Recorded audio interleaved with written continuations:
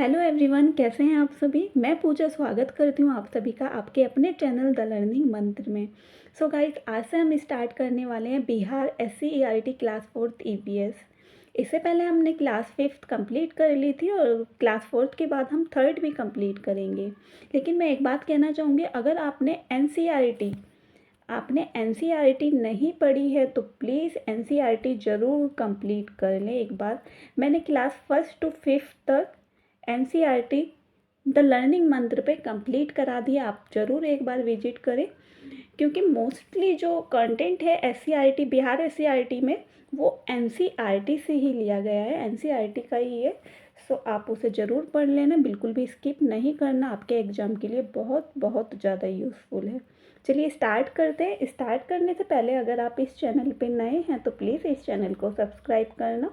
ये क्लास ज़्यादा बड़ी नहीं रहने वाली, क्योंकि क्लास 4th में ज़्यादा कंटेंट इतना इम्पोर्टेंट नहीं है। मैंने पॉइंट टू पॉइंट नोट्स बनाए हैं जिससे आपका टाइम ज़्यादा वेस्ट ना हो और आपको सब कुछ आपका कवर भी हो जाए।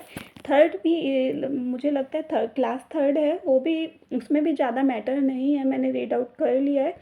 क्लास 5th में बहुत अच्छे से उसे बहुत अच्छे से पढ़ना आप क्लास 5th को, जो हम कंप्लीट करा चुके हैं।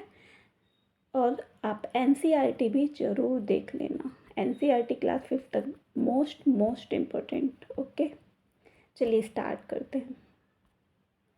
देखिए फर्स्ट चैप्टर, दिन में खिलने वाले फूल कौन कौन से होते हैं। डहलिया, कमल, डेजी, सूरजमुखी, जिनेरियम, मॉर्निंग ग्लोरी और पिटयूनिया। ये दिन में खिलने वाले फूल हैं। और रात में खिलने वाले फूल कौन से होते हैं। रात की रानी, चंपा, रजनीगंधा, हरसिंगार, जूही, धतूरा, पारिजात, चमेली, मोगरा और सप्तपणी। ये दिन में खिलने वाले फूल हैं और ये रात में खिलने वाले फूल हैं। आप एक बार इसे ध्यान देना। स्पीड बढ़ाकर भी 1.5 या 2 टाइम्स करके भी आप देख सकते हैं। बहुत जल्दी जल्दी देखेंगे तो आपके दिमाग में बैठ जाएगा। अगर आप नोट्स नहीं बना रहे हैं, अगर नोट्स बना रहे हैं तो वेल एंड गुड। 12 मासी फूल कौन कौन से होते हैं। गुड़हल, चमेली, गुलाब। ठीक है, ये मोस्ट इम्पोर्टेंट है, जल्दी से दिमाग में आने के भी नहीं है ये क्वेश्चन। और अगर किसी को अच्छे से देख लेता है तो आपका 1 नंबर पक्का हो जाएगा। अब देखिए, जिनके शरीर पे बाल और कान बाहर होते हैं वे बच्चों को जन्म देते हैं। वो स्तनधारी होते हैं, बाकी अंडे देते हैं। ठीक है, जैसे मनुष्य है ना, तो वह बच्चों को जन्म देते हैं। तो जिनके शरीर पे बाल और कान होते हैं और जो अंडे देते हैं, जैसे छिपकली, ठीक, चमगादड़ और व्हेल और डॉल्फिन, ये बच्चे को जन्म देते हैं। कछुआ, मगर, घड़ियाल ये अंडे को जन्म देते हैं, अंडे देते हैं, सॉरी। जानवरों के शरीर पे डिजाइन क्यों होता है। क्योंकि बालों के कारण होते हैं। वो उनके बाल होते हैं, उन्हीं से उनके शरीर पे डिजाइन बन जाता है। छिपकली और मगरमच्छ के कान के स्थान पे क्या होता है। 2 छेद होंगे। आप छिपकली को ध्यान से देखना, उसके कान तो दिखते नहीं है ना हम लोगों को, लेकिन ध्यान से देखोगे तो छेद होता है, मैंने ध्यान से देखा है। बच्चे की तरह कान होते हैं खरगोश के, पत्ते की तरह कान होते हैं खरगोश के। ये क्वेश्चन पूछ लिया जाएगा और बहुत कंफ्यूजन होगी। पत्ते की तरह कान होते हैं खरगोश के। जिसने SCERT पढ़ी होगी वही इस क्वेश्चन को टैकल कर पाएगा। शरीर के ऊपर कान होते हैं चूहे के। ठीक है, पटना साहिब बिहार में सिखों के 10वें गुरु गुरु गोविंद सिंह जी का जन्म हुआ था। यहाँ पर स्थित गुरुद्वारा तख्त हरमिंदर साहिब कहलाता है। ये नाम ध्यान रख लेना। तो ये पूछ सकते हैं तख्त हरमिंदर साहिब गुरुद्वारा कहाँ पर है। ये पटना साहिब में है। ठीक है, दांतों के प्रकार। दांत 4 प्रकार के होते हैं। Incisor 8, canine 4। देखो ये 8 ऐसे हैं, 4 नीचे की साइड और 4 ऊपर की साइड। ये स्टार्टिंग में जो हमारे तीत होते हैं ना 4, ये होते हैं इंसाइजर। ठीक है, और ऐसे ही ऊपर की साइड भी होते हैं। तो ऐसे क्या होएगा, ये 4 और 4 8 हो गए। कैनाइन ये यहाँ पर 2, एक ये रहा और एक ये रहा। ऐसे ही ऊपर भी 2 होंगे तो ये हो गए 4। डबल करते रहना है आपको। ठीक है, तो कैनाइन होते हैं 4, चौड़क मोलर 8 होंगे और प्री मोलर होंगे 12। ये लास्ट में 3 इधर है 3 इधर है तो 6 हो गए वन साइड, और दूसरी साइड भी होंगे तो फिर ये हो जाएंगे 12, ठीक है, दोनों साइड के। तो ये आप ध्यान रखना, इनका काम क्या होता है ये भी ध्यान रखना। जैसे इंसाइजर का काटना वो होता है, और रदनक चबाना, ये चीज़ें आप ध्यान रखना, ठीक है। और कुछ जानवरों जैसे घोड़ा और शेर के दांत भी मनुष्य की तरह एक बार ही गिरते हैं, उनकी जगह उनके नए दांत आ जाते हैं। तो अब ध्यान रखना ये दोनों नेम, घोड़ा और शेर, ठीक है, इनके दांत कैसे होते हैं, मनुष्य की तरह होते हैं, मतलब एक बार गिरते हैं और फिर नए आ जाते हैं उनकी जगह। लेकिन सांप और मगरमच्छ, इनका क्या होता है, जीवन में कई बार, मतलब बहुत बार टूट जाते हैं, गिर जाते हैं, ठीक है। इमारती लकड़ी कौन कौन सी होती है, ये क्वेश्चन अच्छा है, इसे ध्यान रखना। शीशम, चीड़, सागौन, देवदार, ठीक है, ये इमारती लकड़ी है। और जड़ों का काम क्या होता है, ये अच्छा क्वेश्चन है, जड़ों का काम क्या होता है, पेड़ों को मजबूत आधार देना, ठीक है। और क्या होता है, भोजन का भंडार।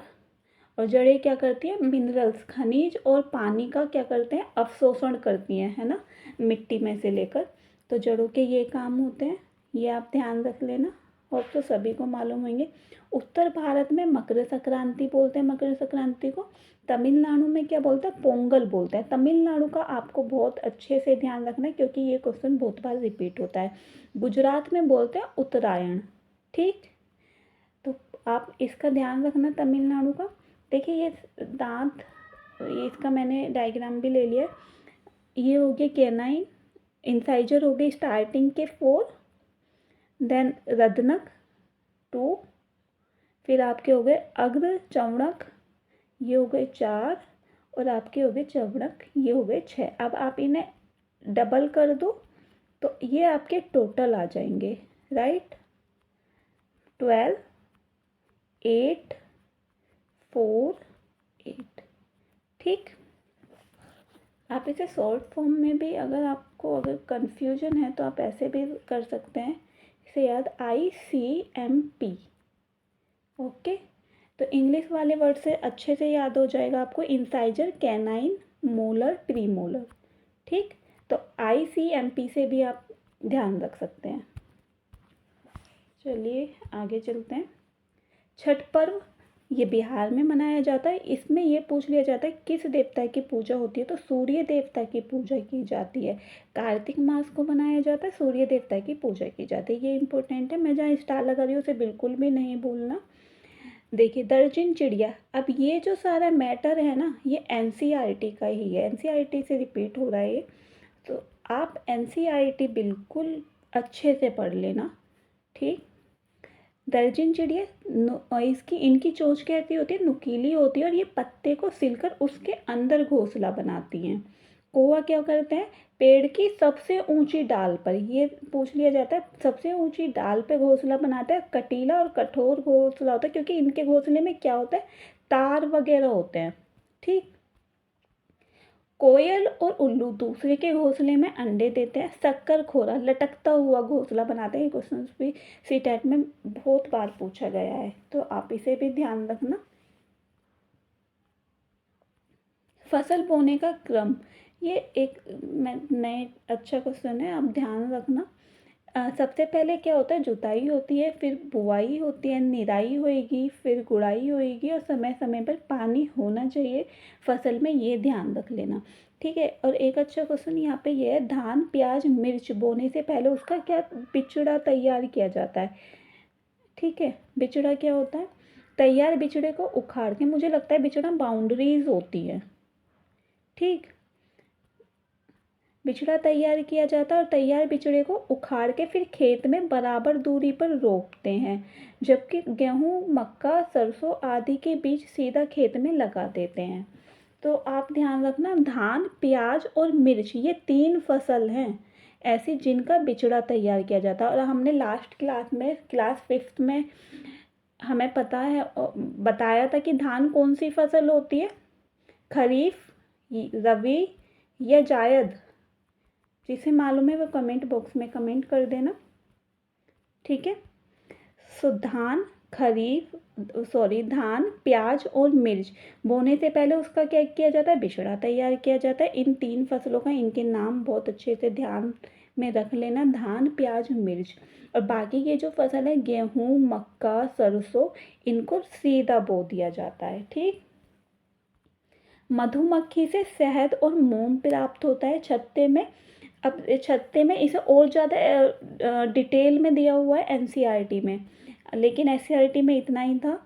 छत्ते में मादा श्रमिक मधुमक्खियाँ होती हैं जो फूलों से रस चूसकर शहद बनाती है। इनके पेट से ही मोम निकलता है। ठीक है। छत्ते में क्या होती है? मादा जो होती है ना, वो कौन होती है? श्रमिक मधुमक्खियाँ होती है। सबके काम बटे होते हैं छत्ते में। सारी मक्खियों के काम बटे होंगे कि ये रानी मक्खी है, ये श्रमिक मक्खी है, किसका क्या काम है, कौन शहद बनाएगा, कौन क्या करेगा। ठीक है। तो 3 तरह की मधुमक्खियाँ होती हैं। सबसे बड़े आकार की होती है रानी मक्खी, मध्यम आकार की होती है नर, और छोटे आकार की होती है मादा। और मादा श्रमिक मक्खियाँ होती हैं, मधुमक्खियाँ होती हैं। ठीक है। रानी मधुमक्खी एकमात्र अंडे देने वाली। तो रानी मधुमक्खी का काम क्या होता है? अंडे देने का। मादा श्रमिक फूलों से रस का पता चलने पर ये एक तरीके से डांस करती है, जिससे दूसरे अपने साथी जो मधुमक्खियाँ होती हैं ना, उन्हें बताती हैं कि मुझे शहद मिल चुका है। वो ऐसे ही इशारा देती हैं डांस करके, वो समझ जाते हैं कि मादा मक्खी को शहद मिल गया है, और वो फिर आ जाते हैं। सो ये ध्यान रखना, मादा श्रमिक फूलों के रस का पता चलने पर एक विशेष प्रकार का नाच कर दूसरी मधुमक्खियों को बुलाती हैं। राइट। ककोलत झरना, ये कहाँ पर है? बिहार, नवादा जिला बिहार में है ककोलत झरना। ठीक।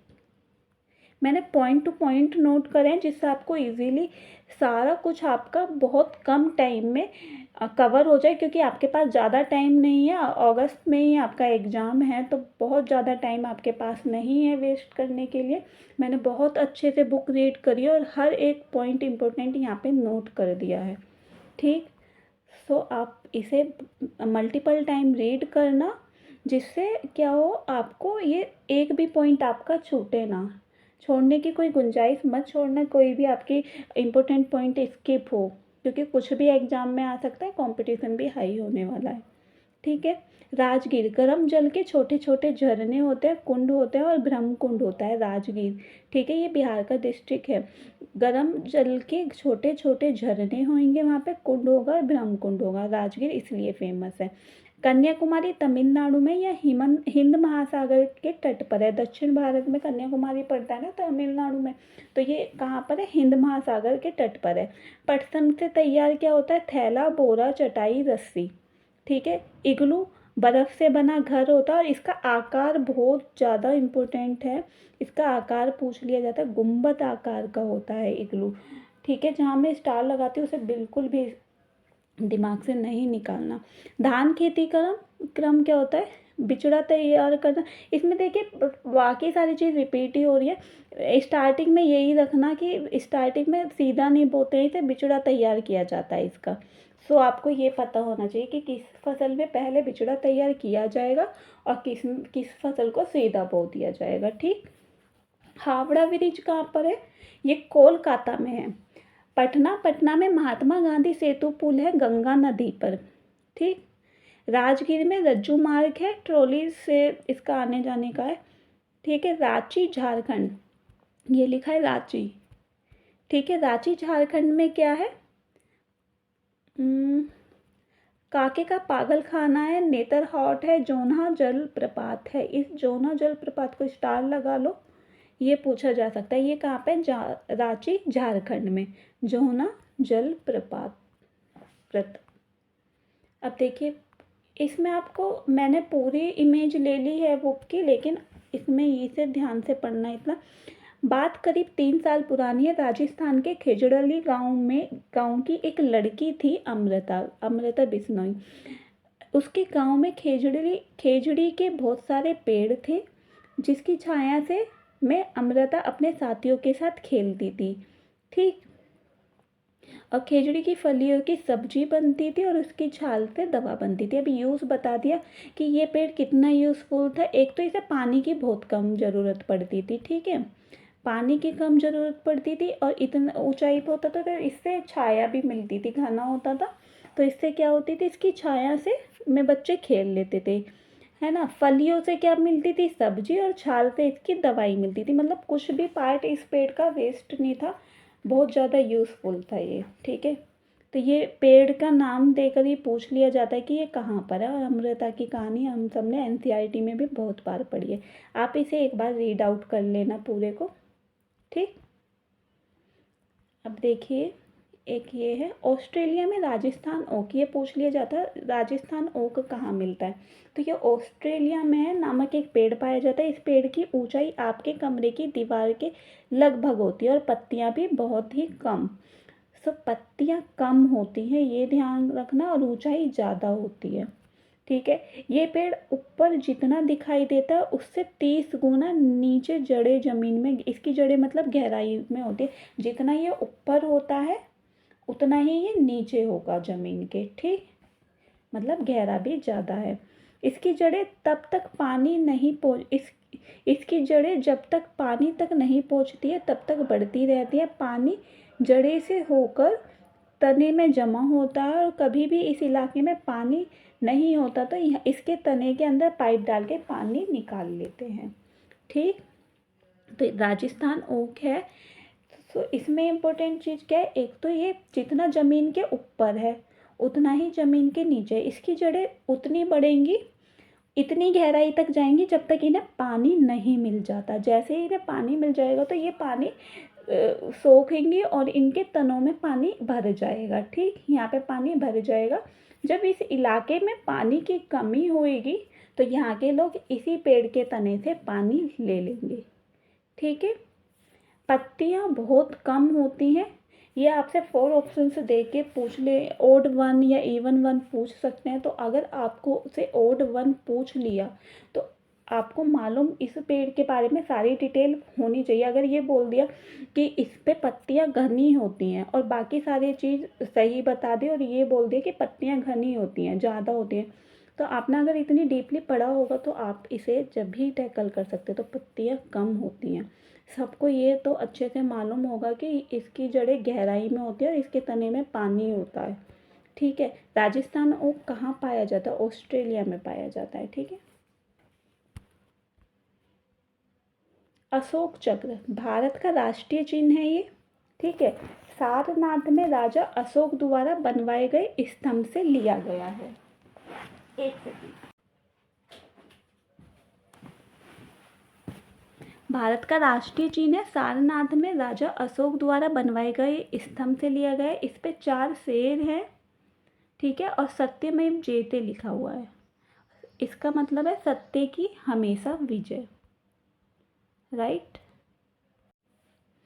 इस पे 4 शेर होते हैं, सत्यमेव जयते लिखा हुआ है। तिरंगा, तिरंगा का रेशो क्या है, 3:2, ठीक है। इस पे केसरिया रंग होता है, ये साहस और बलिदान का प्रतीक है। किसका प्रतीक है, साहस और बलिदान का। सफ़ेद रंग शांति और सत्य। हरा रंग है खुशहाली, समृद्धि, विकास, इन सब का प्रतीक है। इस पे चक्र होता है, चक्र में कितनी तिल्लियाँ होती हैं, 24, ठीक है, तिल्लियाँ होती हैं। और रंग इसका कैसा होता है, इस चक्र में जो रंग होता है वो समुद्री नीला होता है। ये एडिशनल मैं बता रही हूँ, बुक में नहीं था, ठीक है। समुद्री नीला होता है इसका रंग, ये ध्यान रखना। 24 तिल्लियाँ हैं, ठीक। और अपनाया कब गया था तिरंगा, ये 22 जुलाई, ये डेट भी ध्यान रख लेना, 1947 में ये अपनाया गया था, ठीक है। 22 जुलाई 1947, ये डेट इम्पोर्टेंट है ये, लेकिन एससीईआरटी बुक में नहीं है मेंशन। मैं इतना बता रही, जितना मैंने नोट डाउन किया हुआ है उतना ही है, ठीक। राष्ट्रीय गान रविन्द्रनाथ टैगोर द्वारा। राष्ट्रगीत बंकिम चंद्र चटर्जी द्वारा। राष्ट्रीय जलीय जीव कौन है, डॉल्फिन है, ठीक है, ये ध्यान रखना। खेल हॉकी है और नदी है गंगा, ठीक।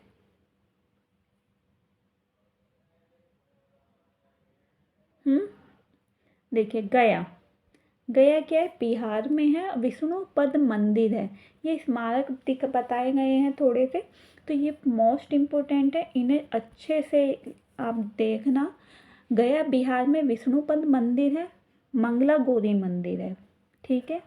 गौतम बुद्ध को ज्ञान प्राप्त हुआ था बोध गया में पीपल के वृक्ष के नीचे। पारसनाथ 23 तीर्थकर हैं जैन मंदिर, जैन धर्म के, ठीक है। और 24वें कौन थे? महावीर स्वामी। 23 है पारसनाथ और फर्स्ट है ऋषभ देव, ठीक है। ये भी आपको ध्यान होना चाहिए। इनका नाथ पारसनाथ का चिन्ह क्या है? इनका चिन्ह भी बहुत पूछ लिया जाता है, तो आप इसे भी ध्यान रखना। पारसनाथ का चिन्ह है सर्प, ठीक है। और आप इसे ध्यान रख सकते हैं, इसकी ट्रिक बता रही हूँ मैं आपको, ठीक है। पारसनाथ, इसमें लास्ट में नाथ है, राइट। तो नाथ के मतलब भोलेनाथ, और भोलेनाथ के गले में क्या होता है? सांप। तो इससे ध्यान रखना, पारसनाथ का चिन्ह क्या है? सर्प है, ठीक है। महावीर स्वामी का क्या है? सिंह है, ठीक। सो बिहार और झारखंड का सबसे ऊंचा ये पहाड़ है पारसनाथ पहाड़, ठीक है। और पारसनाथ कौन थे? 24वें तीर्थकर थे जैन धर्म के। झारखंड की जनजातियां उराव। झारखंड की भाषा क्या है? लैंग्वेज बहुत ज़्यादा पूछ ली जाती है, तो कुड़ुक भाषा है झारखंड की मेनली, ठीक है। अब झारखंड में जनजाति है उराव, तो उराव जनजाति जो है वो यही भाषा बोलते हैं, कुड़ुक भाषा। और बाकी जो है ये विरहोर जनजाति, मुंडा जनजाति, संथाल, मुंडारी, ये संथाली लैंग्वेज यूज़ करते हैं, ठीक है। उराव कुड़ुक भाषा बोलती है, उराव जो जनजाति है वो कुड़ुक भाषा बोलेगी। विरहोर, मुंडा, संथाल और मुंडाली संथाली भाषा बोलेंगे। तो आपको इसमें 2 क्वेश्चन से देखना है। एक तो ये पूछा जा सकता है कि ये जनजातियाँ कहाँ की हैं, ठीक है। सो आपको ये ध्यान रखना है कि ये झारखंड की हैं, ठीक।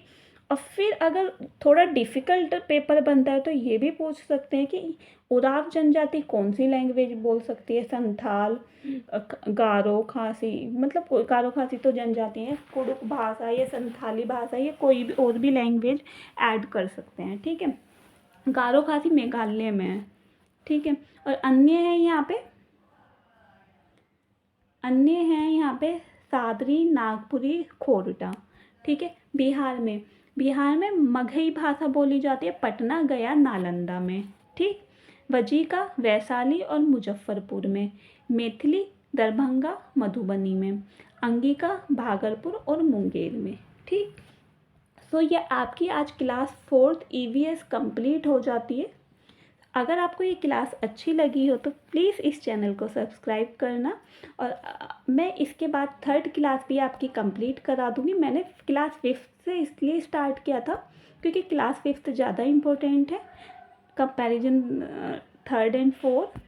सो मैंने 4th कंप्लीट करा दी आपकी, इसके बाद मैं 3rd की भी कंप्लीट करा दूँगी। लेकिन आप NCERT भी देख लेना SCERT के साथ। और SCERT की क्लास मैंने क्लास 3rd, 4th और 5th तीनों की मैंने कंप्लीट करा चुकी हूँ। सो आप चैनल पे विजिट कर सकते हैं और इस सीरीज़ को आप कंप्लीट कर लेना, इसे बिल्कुल स्किप मत करना। आप किसी भी चैनल से देखिए, सेल्फ पढ़िए, लेकिन NCERT SCERT के साथ साथ ज़रूर पढ़ लेना, ठीक है। अगर आपको ये छोटी सी इन्फॉर्मेशन अच्छी लगी हो तो प्लीज़ इस चैनल को सब्सक्राइब करना। Thank you so much.